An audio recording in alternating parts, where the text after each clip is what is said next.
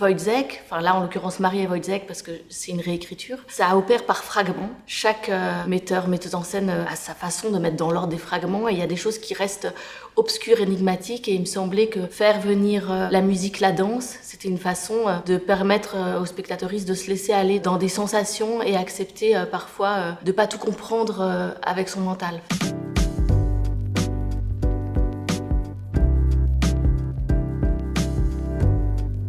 Multidisciplinaire. Ce spectacle fait se dialoguer la danse, le théâtre et la musique. Donc il y a en effet des musiciens dont le premier corps de métier est musicien ou musicienne. Donc Sarah qui est chanteuse lyrique soprano, Naaman Slouchine violoniste, Gabriel Govea-Ramo bassiste, guitariste, claviériste et une danseuse, Lisbeth et sinon des actrices. Mais en fait tout le monde fait un peu tout, c'est-à-dire les actrices font aussi de la musique, les musiciens, musiciennes et la danseuse prennent en charge un rôle. Et de la marionnette ? Ah, et de la marionnette, oui, pardon. Ah oui, sacré travail. Alors là, il n'y a pas de marionnettiste professionnel parmi nous, mais on apprend et ça conjugue danse, mouvement, jeu.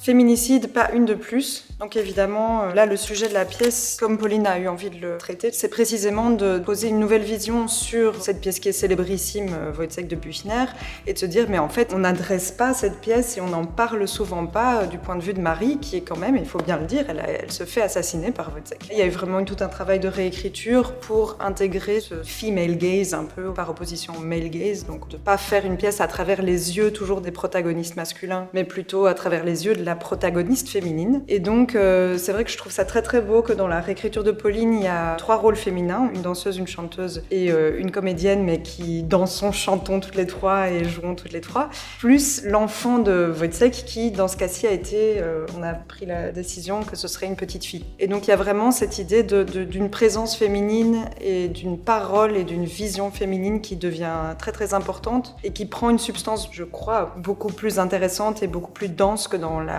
pièce originale de Büchner.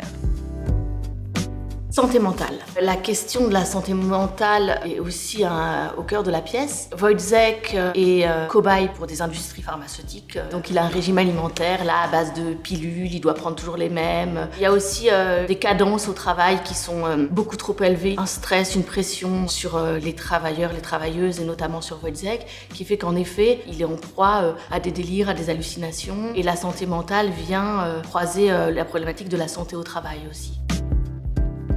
Productivisme, c'est une des grandes thématiques qu'on traite avec Pauline, aussi bien dans la violence que ça peut représenter au niveau du corps. Évidemment, on va jouer sur le fait que moi je suis enceinte, et une femme enceinte qui est aussi pressurisée au travail. Qu'est-ce que ça évoque aux spectateurs sur une scène ? Et je pense que c'est intéressant de lier justement toutes ces violences structurelles extérieures et de se dire, c'est voilà, le contexte du féminicide, il jaillit en fait dans un contexte qui est par ailleurs violent de façon structurelle à plein d'endroits et à plein de niveaux.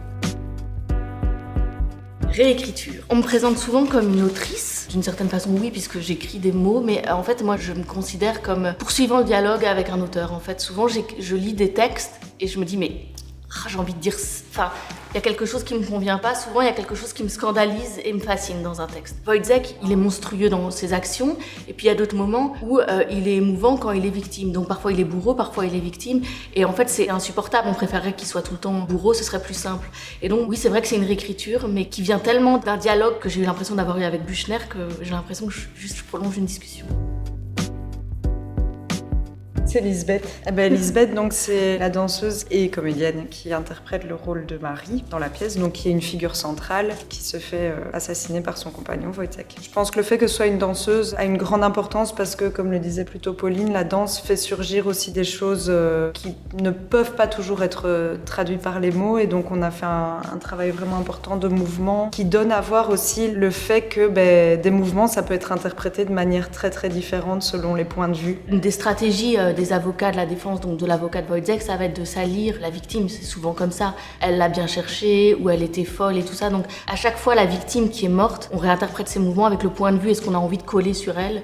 mais elle est pas là pour parler évidemment. Et donc moi j'avais envie que cette danse soit non ambiguë au possible. J'avais envie que cette danse soit juste belle parce que c'est sa façon de respirer, c'est sa façon de vivre à Lisbeth, de danser et de bouger. Et donc il y a aucune raison de se dire ah bah quand Lisbeth danse, ah bah oui bien sûr elle va draguer, bah non elle est danseuse. Donc j'avais envie qu'il n'y ait pas de discussion possible et que du coup ce soit gênant cette façon de sexualiser, interpréter les pas d'une danseuse. Enfin c'est comme si j'interprétais Sarah qui chante en disant bah oui c'est les sirènes d'Ulysse, elle a envie de draguer tout le monde. Enfin non, elle chante quoi parce que c'est comme ça qu'elle vit et qu'elle vibre.